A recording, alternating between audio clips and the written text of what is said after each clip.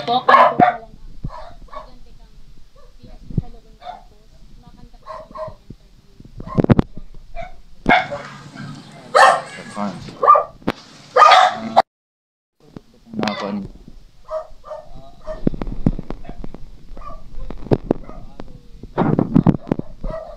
Prutas,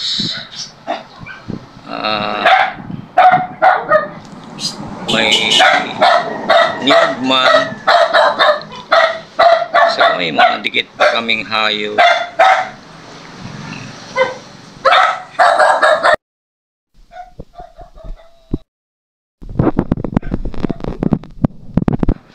Teknolohiya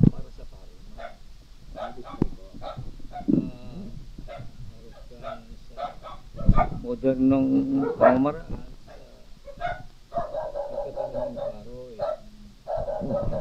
Primero, magamit ako ng certified seeds, sandbred, hybrid seeds, tapos ito talagang certified seeds na ilagamit ko sa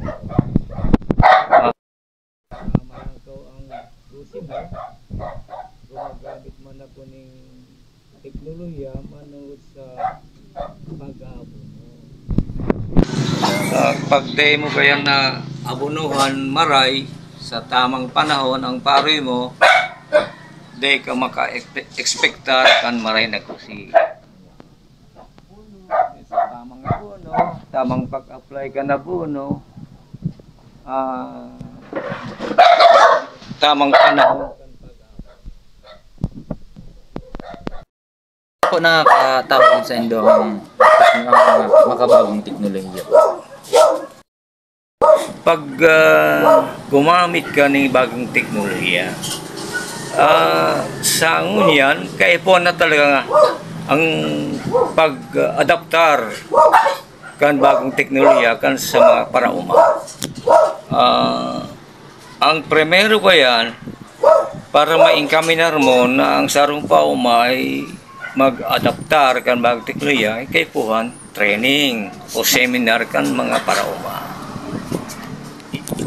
Ikadua, makakaipuhan ng actual demonstration kan bagong teknolohiya sa sarong lugar para ang parauma ay maarugman kayan.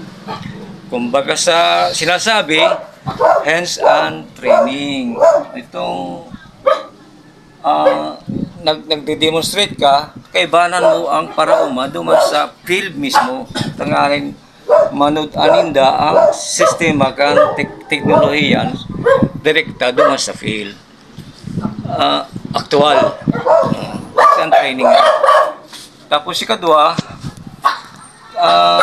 kaipuan na ngunyan na panahon na ang focus dapat kan government pag-uuma, ang focus kan agrikultura pakulang sa production. Dapat iguaman kaakibat na marketing kayan o agribusiness. Ako nakakatapon sa indo ang makabagong teknolohiya. Pag gumamit ka ng bagong teknolohiya, sa ngunyan, kaipon na talaga ang pag-adaptar kan bagong teknolohiya kan sa mga parauma. Ang primero ba yan, para ma-incaminar mo na ang sarong pauma ay mag-adaptar kan bagong teknolohiya, ay kaipuhan training o seminar kan mga parauma. Ikadua, makakaipuhan ng actual demonstration kan bagong teknolohiya sa sarong lugar para ang parauma ay maarugman kayan. Kumbaga sa sinasabi, hands-on training.